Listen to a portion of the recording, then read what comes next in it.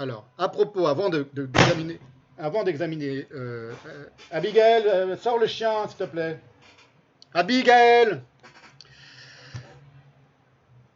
avant d'examiner ce passage que je viens de vous lire, il n'a échappé à personne que l'extermination des Juifs s'était accomplie à Auschwitz sous les auspices d'une formule non seulement profondément non juive, le travail rend libre, parce qu'elle profane l'une des notions les plus saintes du judaïsme, qui est le repos obligatoire du Shabbat, la sacralité du repos, de l'interruption du travail. Donc le travail ne rend pas libre. C'est le repos qui rend libre. Mais en plus non marxiste. Parce qu'il se trouve que dans le Capital, donc de ce point de vue-là, Marx est profondément juif. Il fait une citation d'Adam Smith. Et la citation, c'est « Le capital est le pouvoir de commandement sur le travail d'autrui ». Le capital, écoutez bien, parce que là maintenant on revient aussi sur ce qu'est la crise mondiale de 2020. Et là ça montre aussi la génialité juive de Marx. Il y en avait quand même une. Le capital est le pouvoir de commandement sur le travail d'autrui. C'est dans la 5e section, le taux de la plus-value, chapitre 18 du Capital, 5e section. Et avant de poursuivre sur la nature profondément et essentiellement spoliatrice du capitalisme,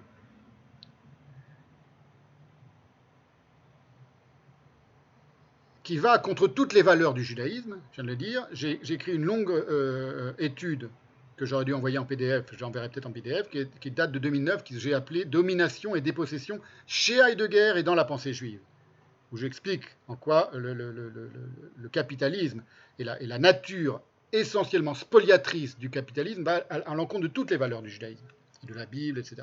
Il y a le PA, le coin, mais il y a beaucoup d'autres choses. Voilà ce qu'écrit Marx. Le capital n'est pas seulement, comme dit Adam Smith, le pouvoir de commandement sur le travail d'autrui. Bon, attention, pourquoi c'est pas pour rien que je cite ça, c'est qu'il y a l'idée du commandement. Commando ou Überarbeit. Mais il est essentiellement le pouvoir de commander, le capital donc, un travail non payé. Toute plus-value, quelle qu'en soit la forme particulière, profit, intérêt, rente, etc., est en substance la matérialisation d'un travail non payé. Tout le secret de la faculté prolifique du capital est dans ce simple fait qu'il dispose d'une certaine somme de travail d'autrui qu'il ne paye pas.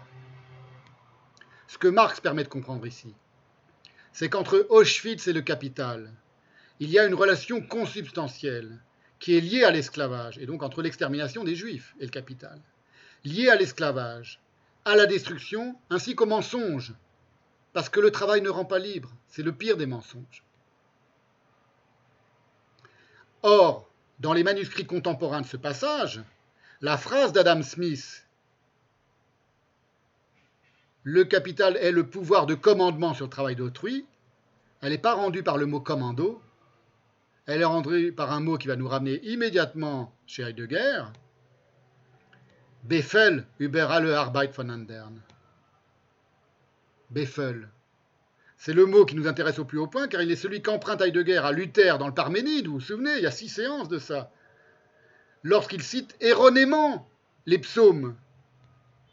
Lorsqu'il dit « Nous connaissons encore la signification allemande originaire de Befehlen, par la parole « remets ta voix au Seigneur », c'est-à-dire « confie, remets à la protection de ».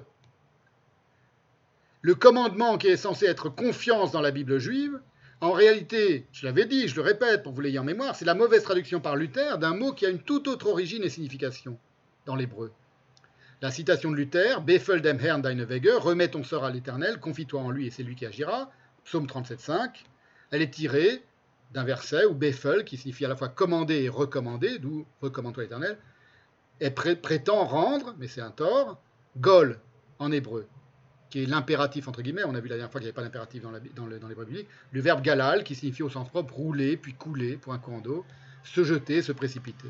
Racine qui a donné, associée au cercle et au cycle, galal, qui roule, qui tourne, le Golgotha, c'est-à-dire la colline du cercle, du crâne, et le Gilgoul, dont on a longuement parlé tout à l'heure, enfin dont j'ai évoqué tout à l'heure, c'est-à-dire l'équivalent juif de la métempsychose, le retour d'une âme pour accomplir un nouveau cycle de vie dans un nouveau corps.